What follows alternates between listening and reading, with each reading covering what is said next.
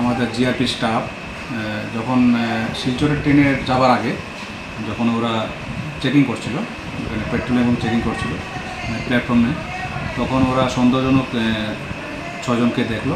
ওদেরকে বাংলাদেশি বলে মনে হলো।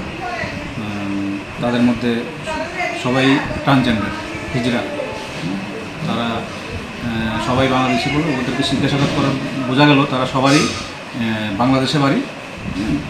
এর মধ্যে কয়েকজন আছে তারা দিল্লিতে আসা যাওয়া করে, হিজড়া, এবং নতুন কয়েকজনকে নিয়ে তারা যাচ্ছিল দিল্লিতে কাজ দেওয়ার উদ্দেশ্যে। ঠিক আছে, সবাই বাংলাদেশি বেসিক্যালি। বাংলাদেশের কোন জায়গার থেকে তারা আসছে? বাংলাদেশের বিভিন্ন জায়গায় আছে।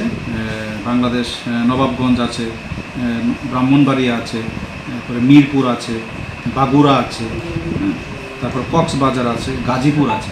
কেন ত্রিপুরায় তারা আসছে?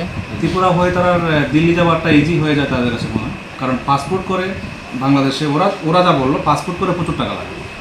তার জন্য দালালের থ্রুতে তারা বর্ডার ক্রস করে দিল্লিতে চলে যায়। কোন দিকে তারা এই ভারতেও ঢুকছে? আজকে তারা আসলো, তারা কসবা কালীবাড়ি দিয়ে তারা ঢুকেছে। তারপরে তারা রেল স্টেশনে আসলো।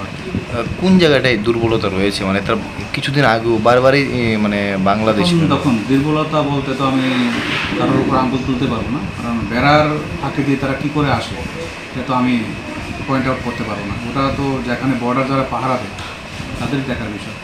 কিন্তু তারপরেও তো মানে তারা টেকনিক চেঞ্জ করেনি না। বাংলাদেশিরা হেল্প করে টাউটগুলো, ইন্ডিয়ান টাউটগুলো তারা হেল্প করে, তাহলে তারা ইজি হয়ে যায়। এই টাউটগুলোকে আমরা ধরার চেষ্টা করছি, যারা সাহায্য করছে।